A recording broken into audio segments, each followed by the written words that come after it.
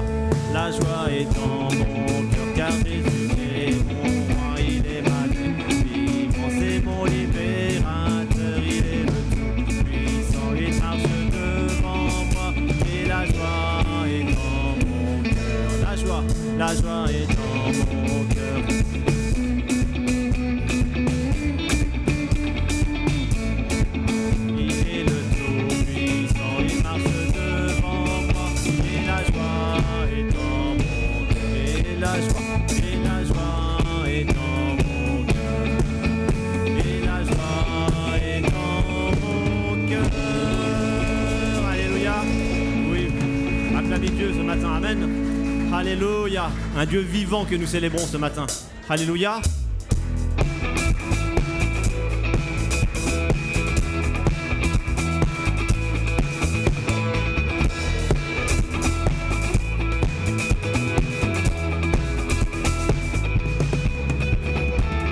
Je sais qu'il m'a secouru. Son sang a couvert mes fautes. Je le crois. Je le crois.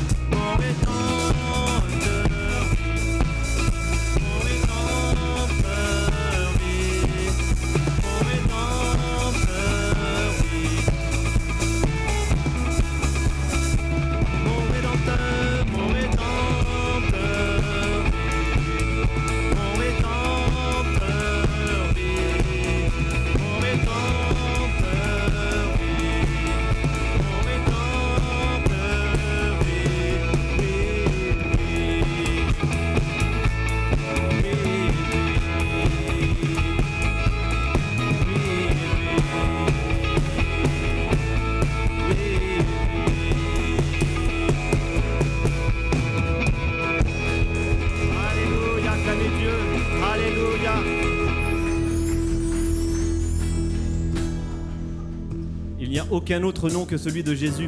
Amen.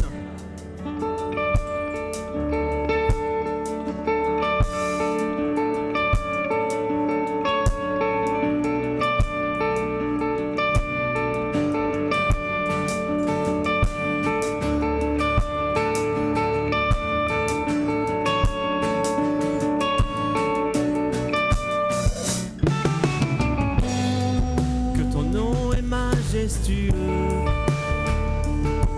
Seigneur, sur toute la terre.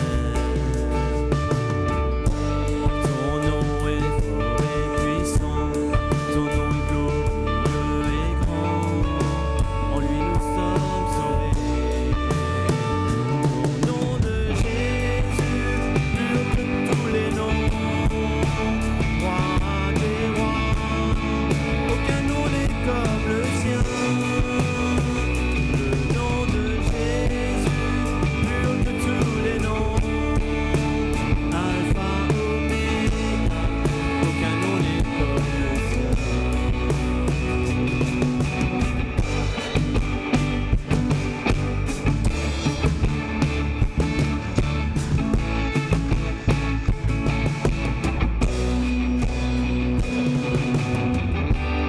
Ton nom est comme un doux parfum, déversé sur mon âme, sur mon âme. En ton nom nous surmontons tout, en ton nom nous avons la victoire. Ton nom est tout puissant, le nom de Jésus, plus haut que tous les noms.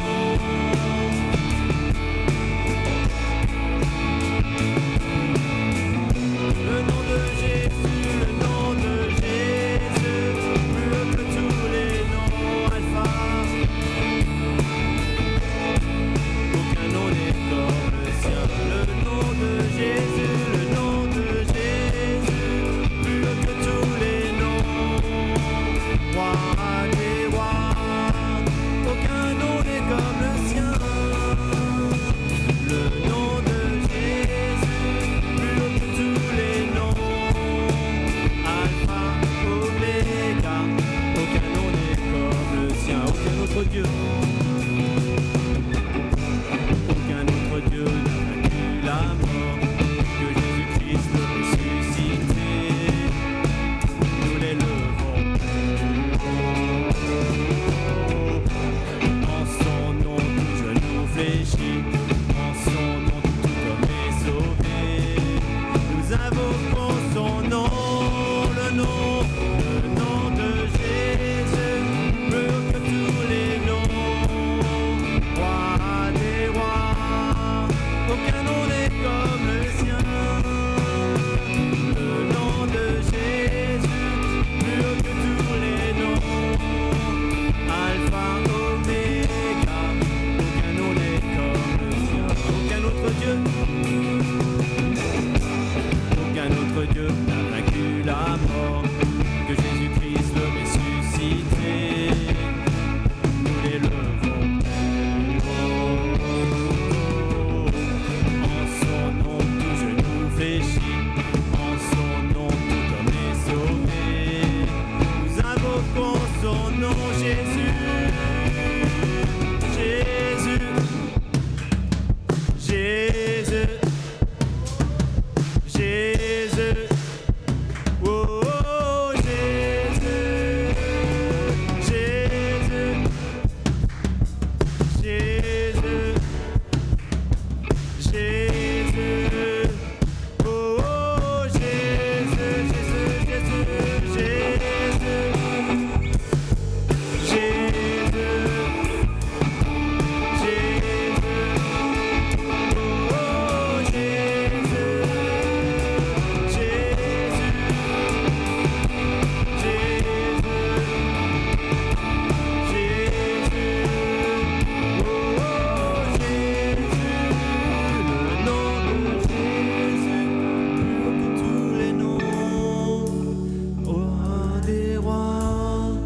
Aucun nom n'est comme le sien. Le nom de Jésus, plus haut que tous les les noms, Alpha, Oméga, aucun nom n'est comme le sien. Le nom de Jésus, plus haut que tous les noms, roi des rois, aucun nom n'est comme le sien.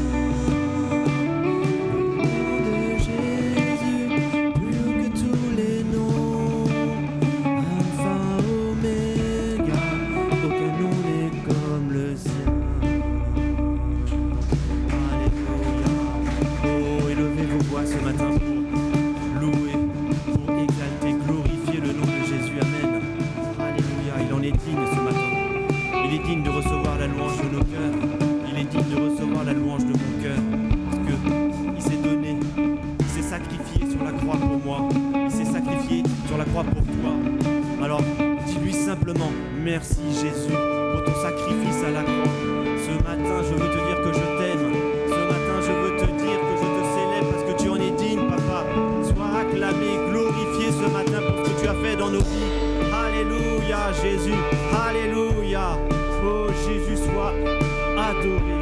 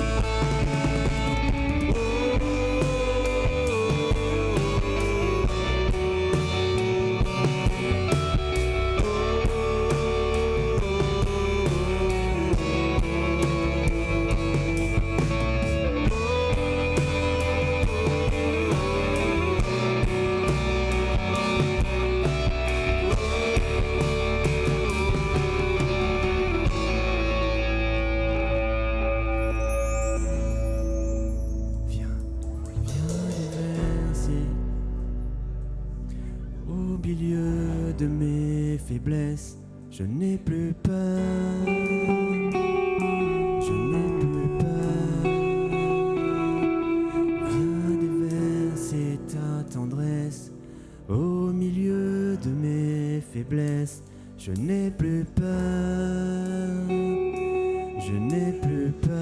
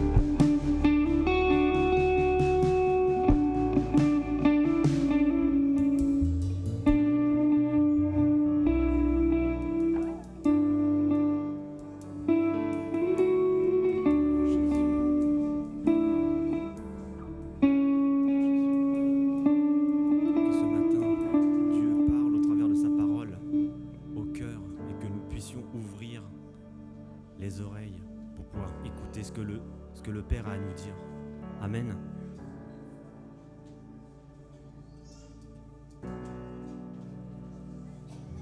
Alléluia. Continuons encore quelques instants. Louons le Seigneur ensemble. Élevons nos voix. Apportez votre louange courtement. Élevons tous ensemble notre voix. Décidons de le louer tous ensemble. Adorez le Seigneur. Et peut-être nos frères et sœurs d'origine étrangère, ne vous sentez pas exclus. Louez le Seigneur dans votre langue maternelle. Voilà, ce lieu est un lieu de culte, un lieu de louange, d'adoration destiné à Christ en Jésus. Alors louons le Seigneur ensemble, élevons nos voix. Adorons Dieu ensemble. Béni sois-tu, Seigneur. Alléluia. Gloire à ton nom, Seigneur Jésus. Gloire à toi, Seigneur mon Dieu. Gloire à toi, Jésus-Christ. Gloire à toi, notre Dieu, notre Roi.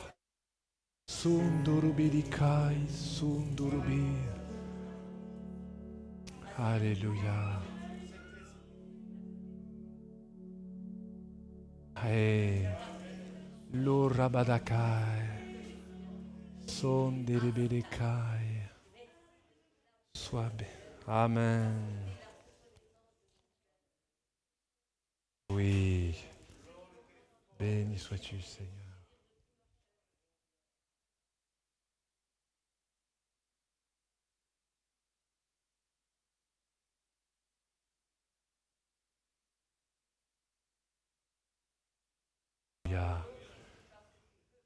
Amen.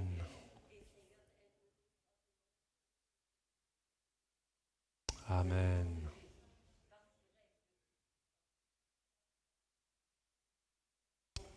Oui.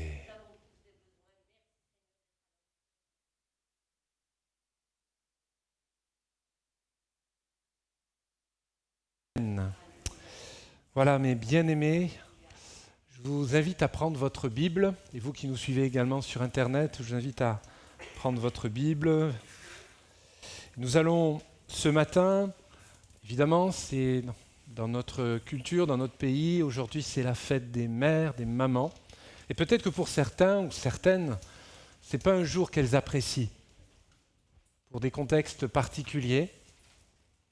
Et ce matin, nous allons prendre exemple sur une jeune fille remplie du Seigneur qui va devenir une femme qui est et qui sera davantage une femme de Dieu. Je fais mention, je parle de la maman de Jésus, Marie. Alors ce matin, tout mon propos portera sur cette femme de Dieu. Mais mes frères, ne vous sentez pas exclus nous allons prendre exemple sur ce personnage, sur cette femme de Dieu. Nous allons réaliser qu'en définitive, ça parle autant aux femmes qu'aux hommes.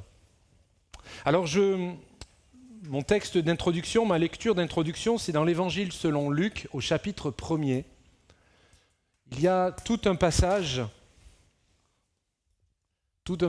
qui nous parle où un ange envoyé du Seigneur, de Dieu, va parler, s'exprimer auprès de Marie. C'est un contexte très particulier, c'est aussi un message unique. Marie est la seule être humaine qui a reçu cette parole-là, et c'est tombé sur elle. Mais malgré tout, au travers de ce contexte, de ce discours, de ce texte, nous allons en tirer aussi un enseignement pour chacun et chacune d'entre nous ce matin et aujourd'hui pour vous qui nous suivez sur YouTube. On lit ensemble l'Évangile selon Luc, la bonne nouvelle selon Luc au chapitre 1er et à partir du verset 26. Au 6e mois, l'ange Gabriel fut envoyé par Dieu dans une ville de Galilée appelée Nazareth, auprès d'une vierge fiancée à un homme de la maison de David, nommé Joseph. Le nom de la vierge, de la jeune fille, était Marie. L'ange entra chez elle et dit « Je te salue, toi qui à qui une grâce a été faite. Le Seigneur est avec toi. » Troublée par cette parole, et on peut légitimement la comprendre, Marie se demandait ce que pouvait signifier une telle salutation. Remarquez qu'elle ne remet pas en cause la présence de l'ange. Elle se pose la question, à quoi cela signifie ? Qu'est-ce que cela signifie ? J'ai perdu ma ligne, voilà. L'ange va lui répondre, verset 30, « Ne crains pas, car Marie, car tu as trouvé grâce devant Dieu. Et voici, tu deviendras enceinte et tu enfanteras un fils et tu lui donneras le nom de Jésus. Il sera grand et il sera appelé fils du Très-Haut. Et le Seigneur Dieu lui donnera le trône de David, son père. » Les versets qui suivent. Et fin du verset 32, il y a cette phrase de Marie qui répond à l'ange, verset 34. « Comment cela se fera-t-il ? Puisque je ne connais pas d'homme. » Connaître dans le sens avoir une intimité sexuelle, qu'on se comprenne bien. L'ange lui répond, « Le Saint-Esprit viendra sur toi et la puissance du Très-Haut te couvrira de son ombre. C'est pourquoi le saint enfant qui naîtra de toi sera appelé Fils de Dieu. » Je m'arrêterai là. En lisant cette dernière portion, ça me fait penser également quelque chose de très concret, c'est que Dieu est aussi le Dieu de l'intimité. Pas seulement des relations sexuelles, mais de l'intimité de chacune de nos vies.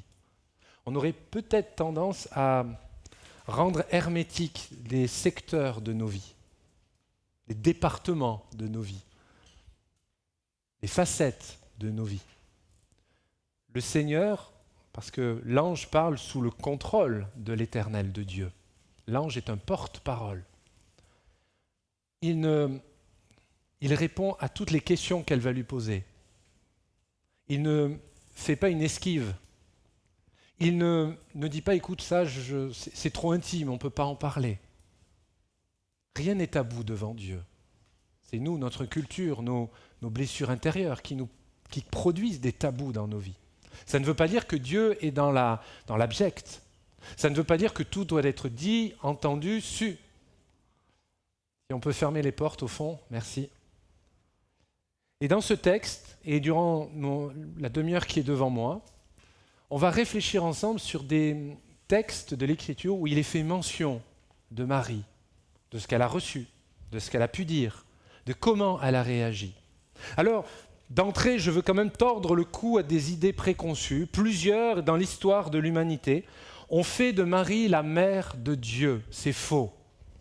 Elle est la maman de Jésus. J'aurais tellement voulu entendre l'Église dire amen à ça quand même, je vous avouerai.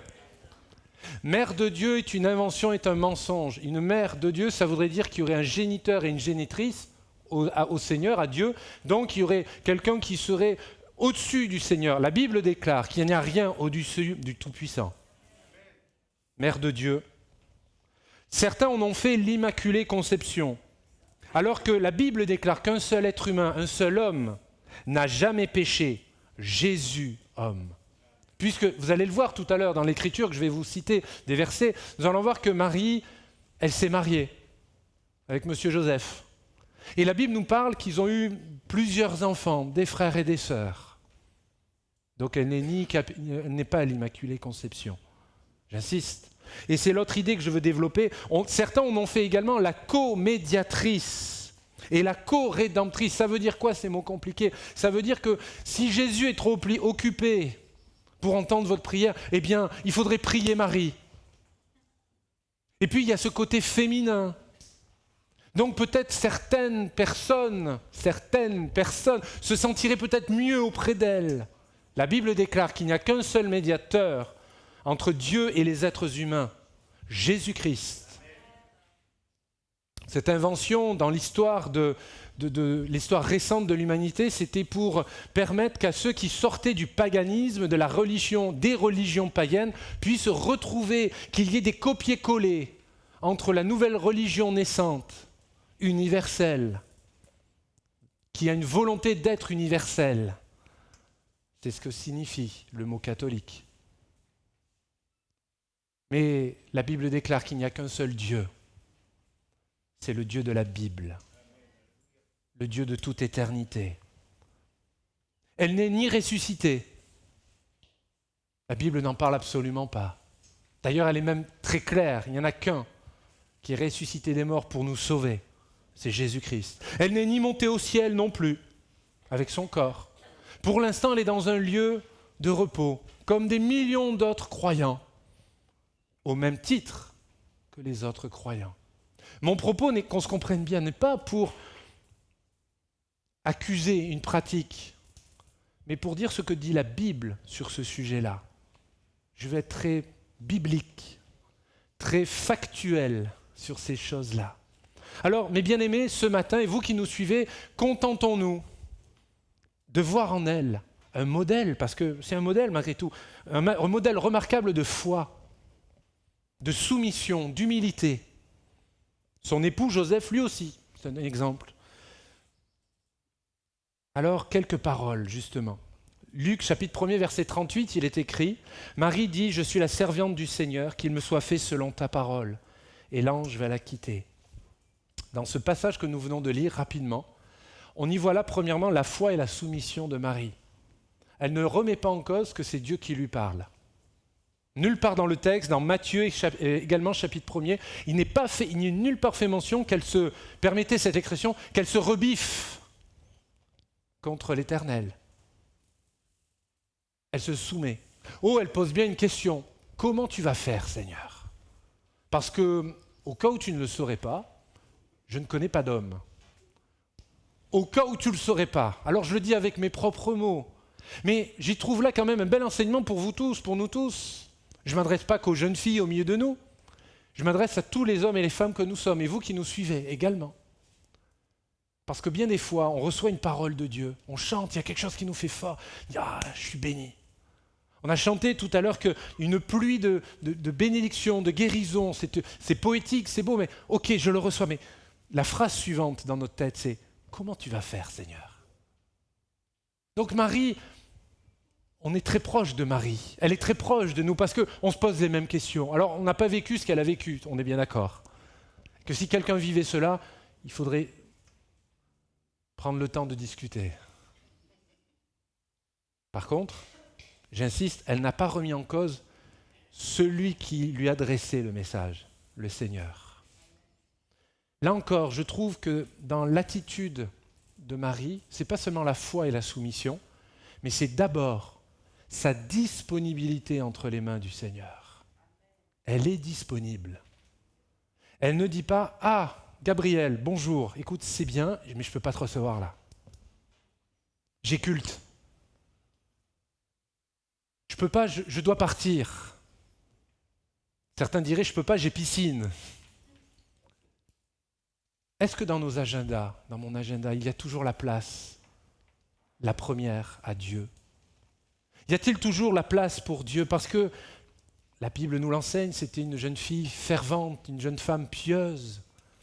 Vous pourrez relire des textes, notamment Ésaïe, chapitre 7, et versets 12, 13, 14 et suivants de mémoire, qui parlent que le choix de l'Éternel n'est pas n'importe qui, il ne s'est pas dit « Tiens, c'est toi ». Il y a une prophétie, il y a eu un accomplissement. Mais On peut recevoir une parole de Dieu, vous pouvez recevoir une parole de Dieu, vous pouvez recevoir une prophétie, vous êtes convaincu que c'est pour vous, mais si vous ne la mettez pas en pratique, ça ne restera que des mots. Cette jeune fille, à ce moment-là, est restée pleinement attachée aux convictions qu'on lui a enseignées. Elle les a même développées en elle. Pour être encore plus clair pour chacun et chacune d'entre nous, c'est un modèle, cette jeune fille, pour nous. Un modèle de femme, disponible entre les mains du Seigneur. Suis-je disponible entre les mains de Dieu? Est-ce que mon couple est disponible entre les mains du Seigneur? Pas entre les mains d'un pasteur, pas entre les mains d'une organisation, mais entre les mains de Dieu. Suis-je disponible quand je sens que ma place est à l'assemblée? Suis-je disponible dans les rencontres, dans l'intercession pour ma famille, pour mes frères et sœurs? Suis-je disponible pour ce qui impacte nos propres vies? Ou est-ce que simplement je laisse monter le curseur, année après année, de l'individualisme dans nos vies, l'individualisme dans notre société, l'individualisme? Et à force de monter, ce sont des murs que l'on monte, des briques de murs. Cette jeune fille est un exemple. Elle m'inspire, elle est disponible. Elle écoute, elle a quand même un dialogue extraordinaire avec un ange quand même. Elle est disponible. Remarquons que dans les versets qui suivent, versets 46 et suivants, et c'est le deuxième aspect sur cette femme de Dieu que je voudrais développer, elle déclare « Mon âme exalte le Seigneur », c'est le cantique de Marie ainsi nommé. Un merveilleux texte d'action de grâce au pluriel.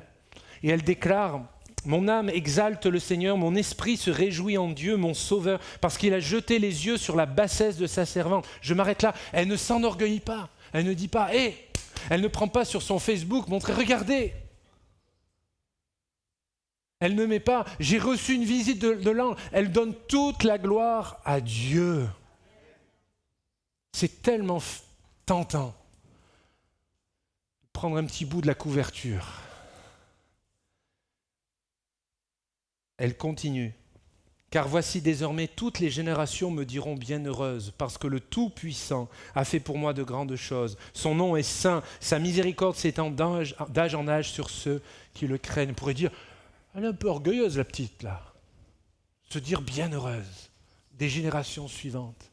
Oui, mais la différence entre des paroles charnelles et des paroles spirituelles, c'est qu'il y en a une qui sonne creux et d'autres, elles sont suivies des faits. Cette femme, ce n'est pas seulement un cantique ou un texte qu'elle a écrit, elle a été poussée par le Saint-Esprit à prononcer cela. Oui, c'est une femme bienheureuse. Et ma conclusion parlera justement de cette expression. Gardez-la sur votre cœur et on va y réfléchir ensemble dans quelques instants. Ces paroles d'action de grâce, de reconnaissance, d'amour envers son Seigneur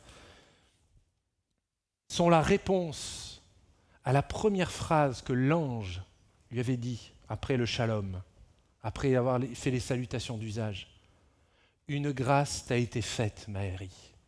Mais savez-vous, mes bien-aimés, que parce que vous confessez le nom de Jésus sur votre vie, une grâce vous est faite?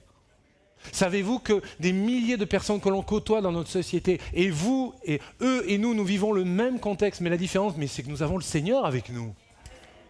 Ceux qui sont en galère pour une recherche d'emploi, ceux qui ont peur de l'avenir, avec tout ce contexte anxiogène. Mais vous et moi, on peut être craintifs, et je l'espère que nous ne nous cachons pas derrière de faux semblants. Oui, mais notre espérance n'est pas ici-bas. Seulement ici-bas. Notre espérance, c'est au ciel. Et la Bible déclare que mon Dieu est souverain. Notre Dieu est souverain. Ça n'enlève pas les faits, ça n'enlève pas ce que nous devons faire de notre propre responsabilité. Mais Dieu ne subit pas.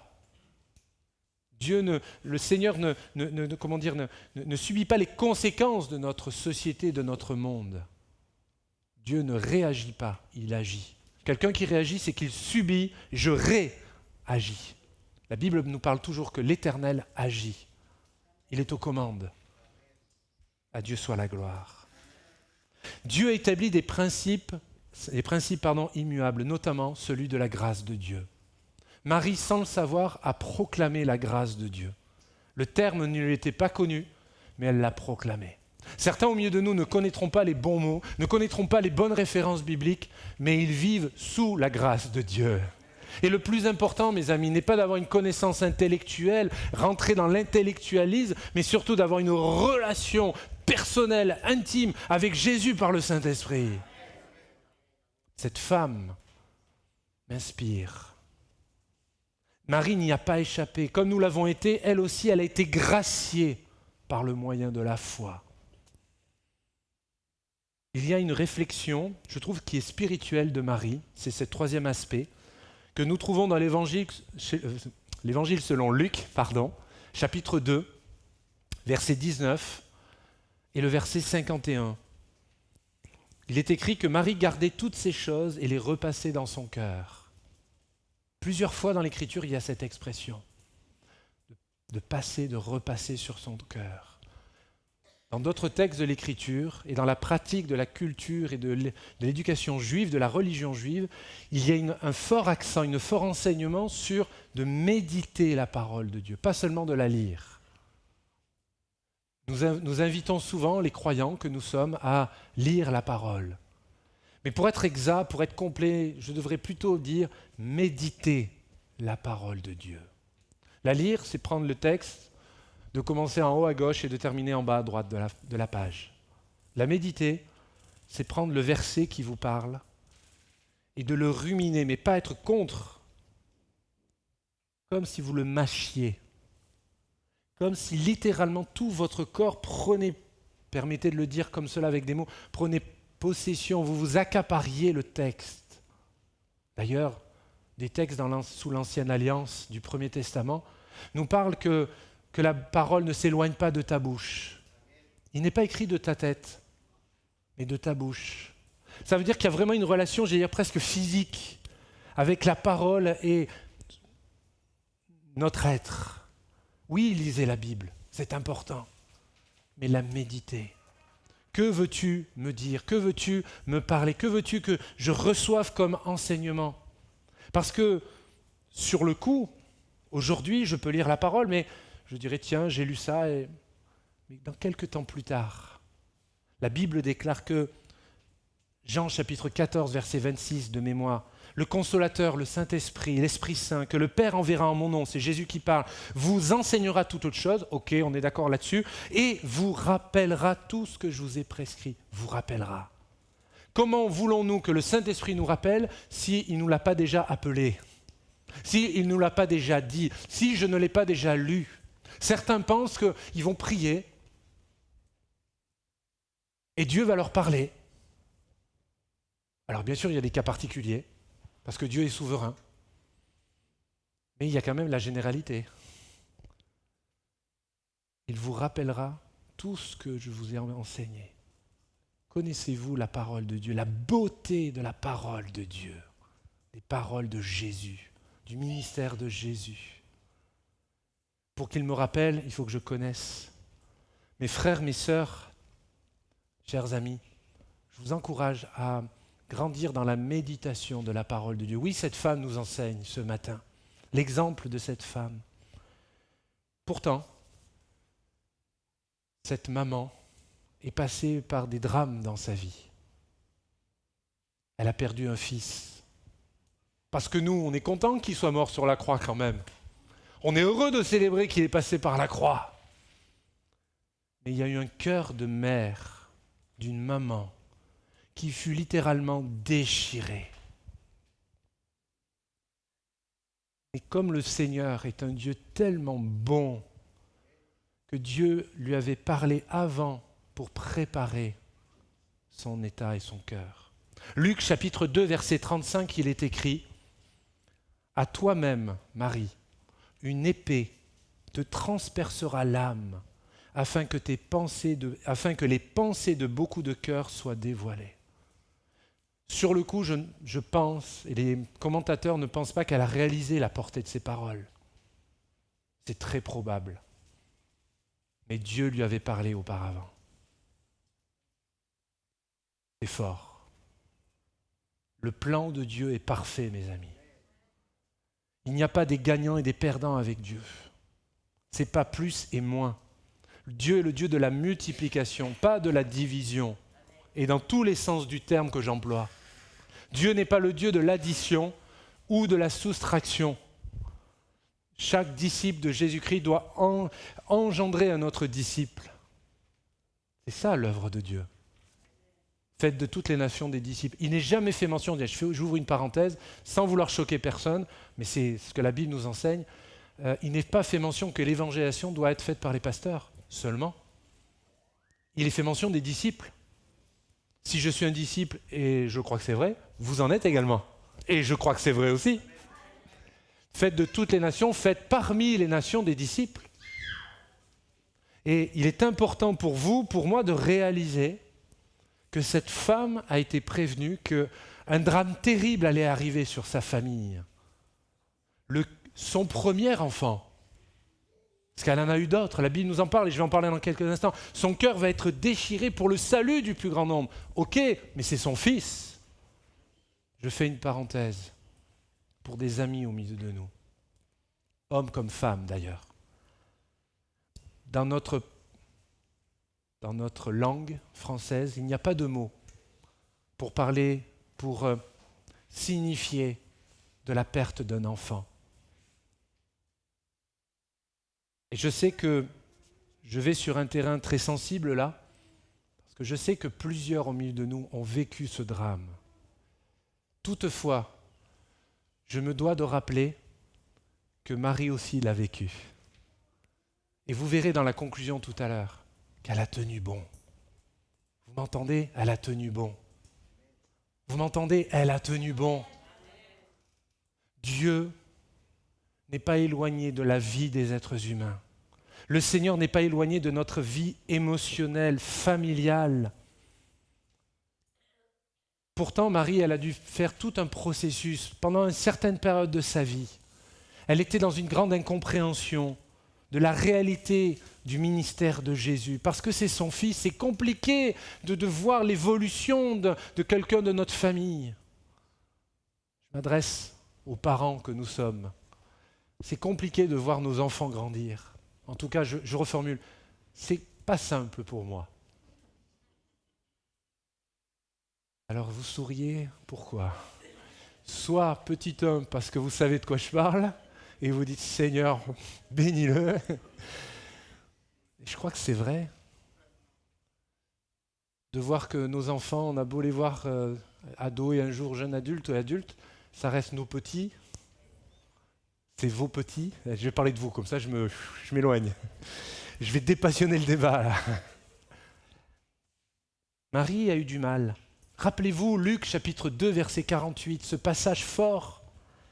Quand ses parents virent Jésus, ils furent saisis d'étonnement et sa mère lui dit « Mon enfant, pourquoi tu agis ainsi de la sorte ?»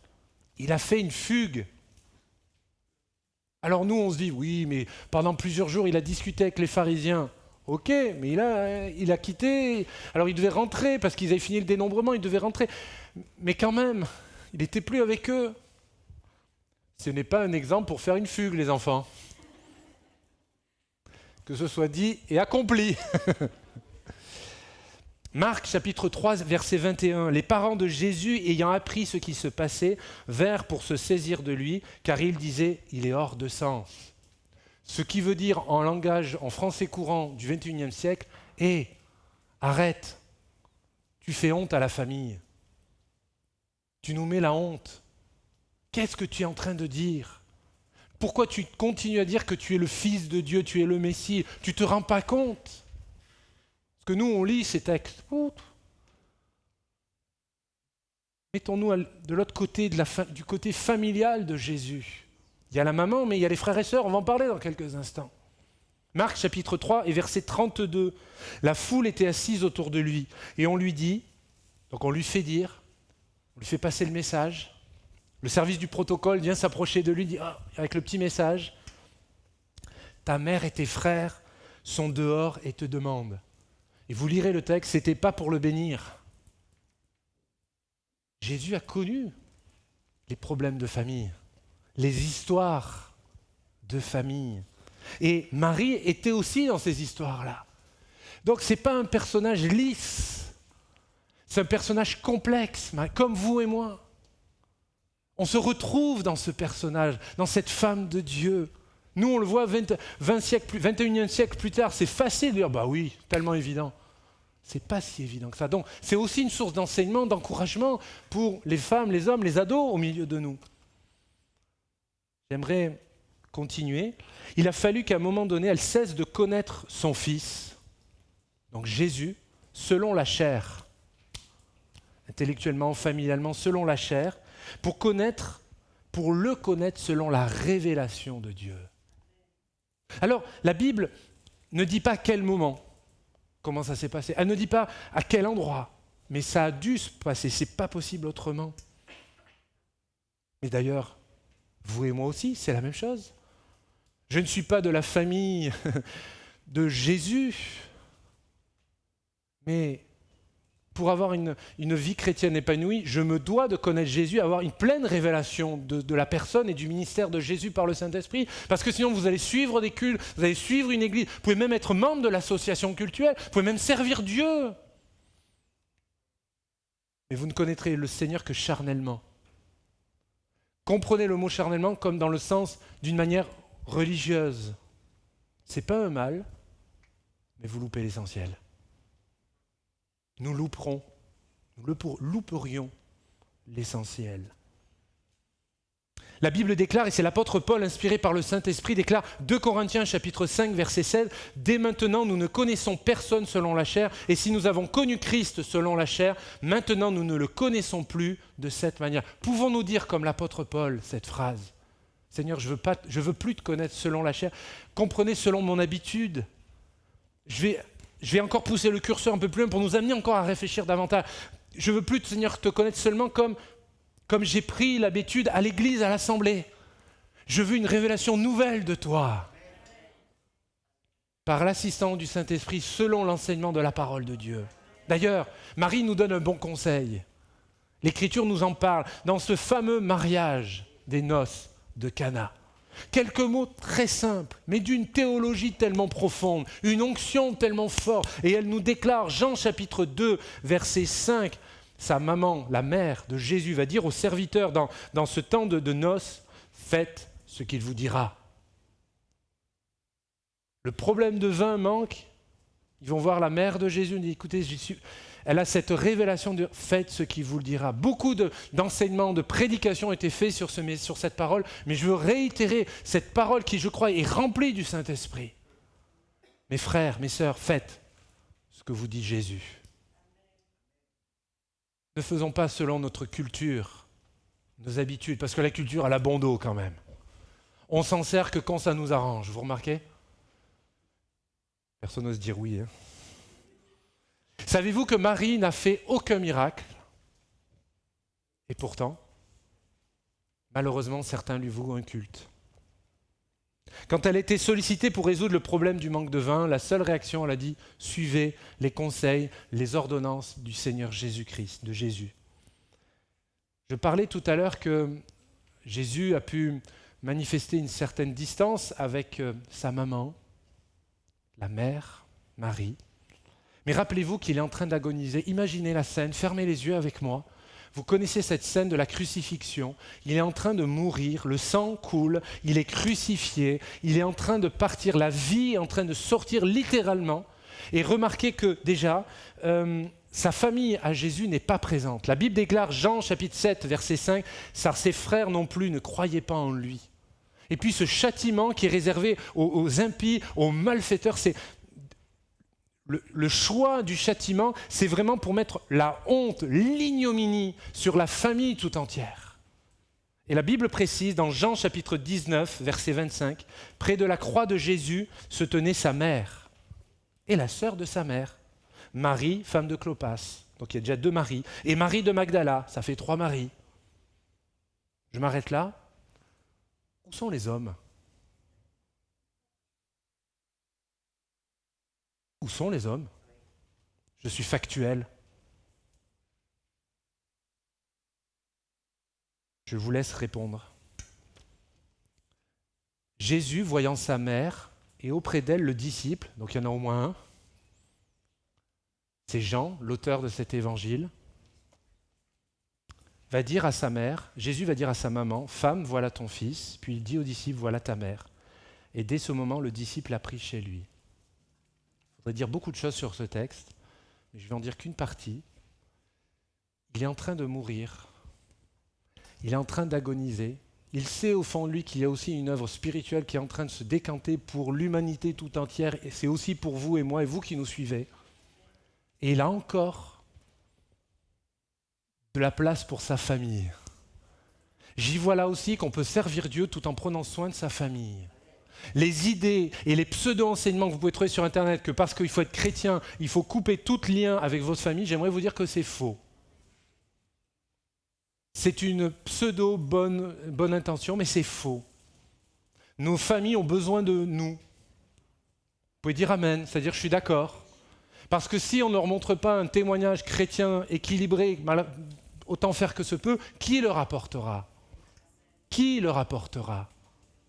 Il est en train de mourir, il est en train, humainement parlant, et il a une parole envers sa maman. Pourtant, il y a sa tante. C'est la sœur de Marie, donc c'est la tante de Jésus. Mais dans cette tante, cette culture, dans cette époque-là, il y a un geste fort, c'est qu'il y a aussi la main tendue de quelque part du rassemblement des croyants, que nous nommons Église, vers ceux qui passent par des moments de deuil. Parce qu'elle va être en deuil, cette maman. Parce que si Jésus va mourir et il est mort, et nous savons qu'il est ressuscité, la famille va être en deuil. On l'avait oublié cet aspect. On bénit Dieu pour la mort de Jésus. Mais eux sur le coup.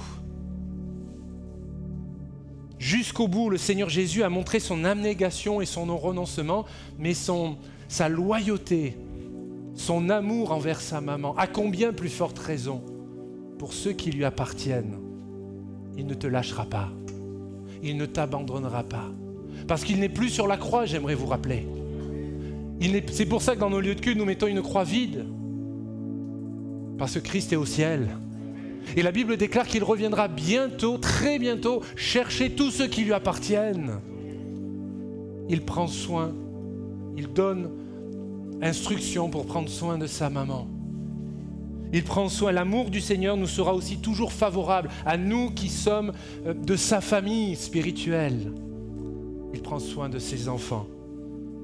La dernière mention, la dernière référence de Marie dans la Bible, c'est dans le livre des Actes des Apôtres, dans le deuxième Testament. Actes chapitre 1er, verset 14, il est écrit « Tous d'un commun accord », on connaît ce texte, le début surtout, « persévérer dans la prière, avec les femmes, c'est-à-dire hommes et femmes réunis, et Marie, mère de Jésus, et c'est pas fini, et avec les frères de Jésus. » J'ai réalisé quelque chose en préparant ce partage.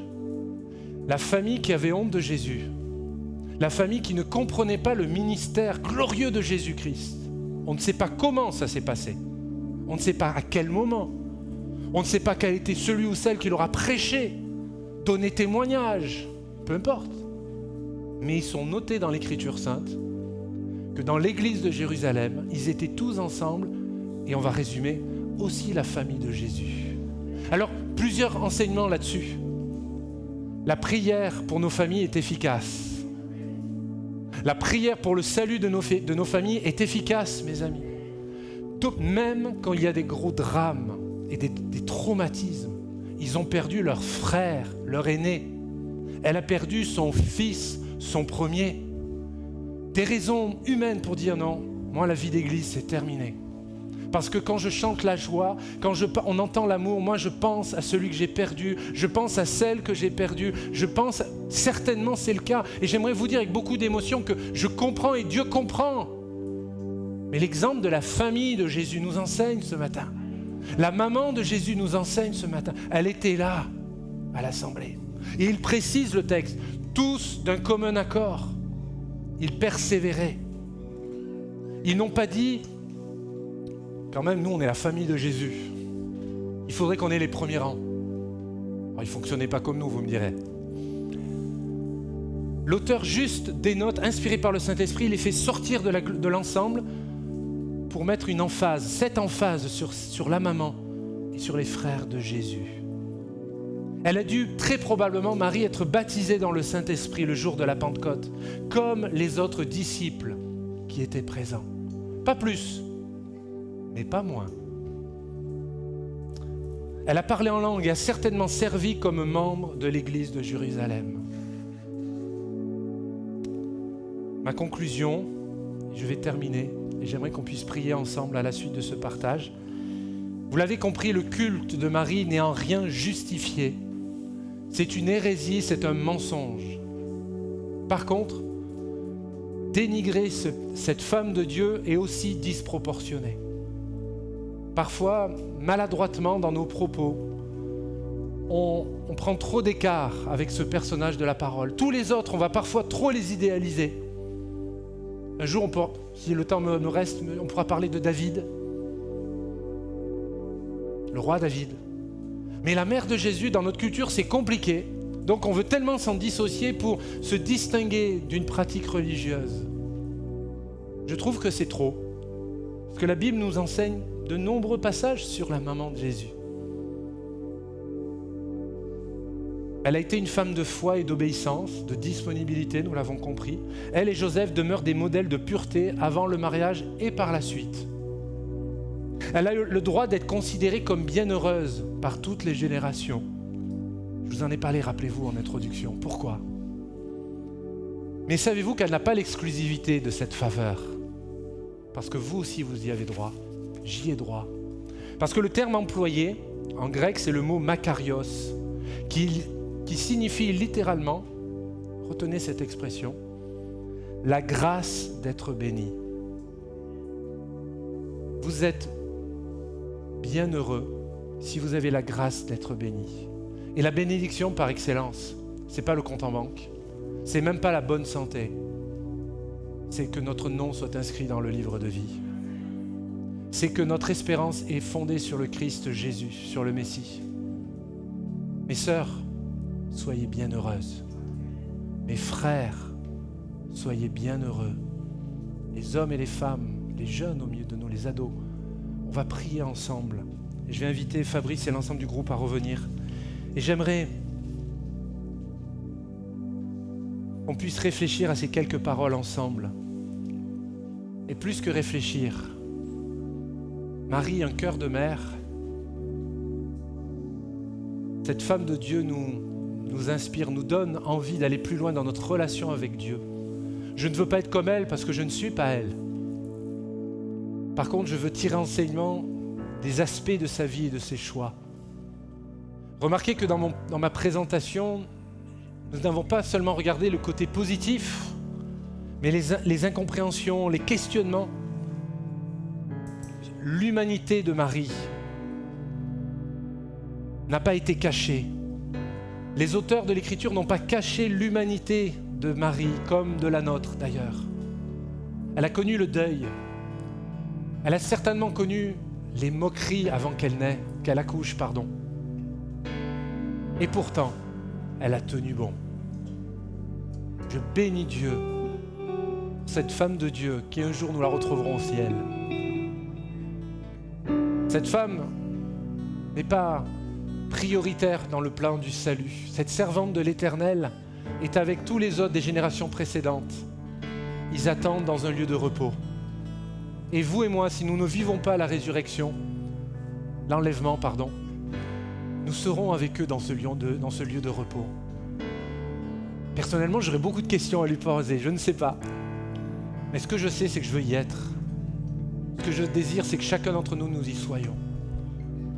Ma prière maintenant, et on va reprendre ce cantique avec Fabrice et le groupe. Soyons vrais devant Dieu ce matin. Il y a des cœurs blessés au milieu de nous. Des cœurs, comme j'ai lu ce texte, où le terme exact, c'est une épée te transpercera l'âme. Je crois qu'il y a au milieu de nous des femmes et des hommes que l'âme a été transpercée par des faits de vie, des choix terribles. Il y a quelques années, avec mon épouse, on avait pu suivre une jeune femme qui ne se remettait pas d'un avortement. L'acte est passé, les mois se sont déroulés. Et et la blessure intérieure était toujours ouverte, à vif. Et vous me comprendrez très bien, mesdames, les mots d'un homme sont tellement limités. Les mots d'une femme aussi, s'ils ne sont pas inspirés par le Saint-Esprit.